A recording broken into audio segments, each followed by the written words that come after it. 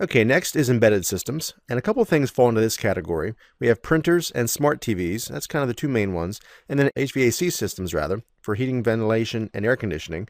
And these are also kind of a SCADA type of system, depending upon the size of the HVA or HVAC system. All right, so that's kind of that's kind of a mouthful to say. So, depending upon the size of that system, it could be controlled by a SCADA system. So, for printers and smart TVs, these things, again, embedded, not something we typically think of as having security implications, but depending upon where they're hooked up within our environment, they very well may have. Printers nowadays are all-in-one devices. Many of them are. Okay, they can do more than one job. They can fax, scan, copy, so on and so forth. So a lot of these embedded systems will run different types of operating systems within themselves. They're basically mini computers, so they may run things like Java and some other types of applets or applications that may or may not have security implications. Now, we may be able to update these things with firmware, drivers, and so forth, or we may not.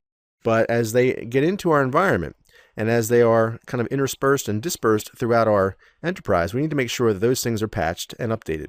Because again, anything that we have in our environment that has an IP address or that can be contacted through the network could potentially have a security issue, a zero-day vulnerability, or just a known flaw that has not been patched.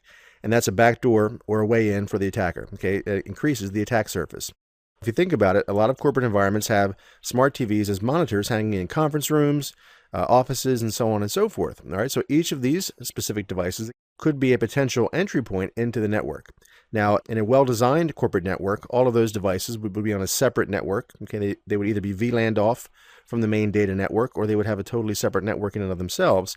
But that's not always the case. All right, and even if they are, a skilled hacker, once they have an entry point into the network, they may be able to traverse firewalls or traverse VLANs. Okay, if they're skilled enough. So keep these things updated, keep them patched.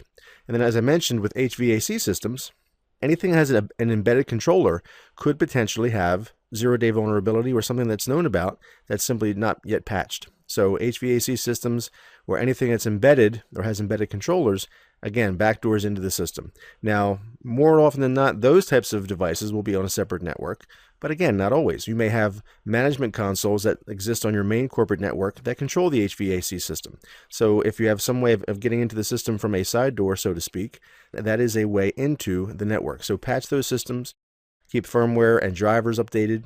Okay, all of these things are important and definitely have security implications within the network.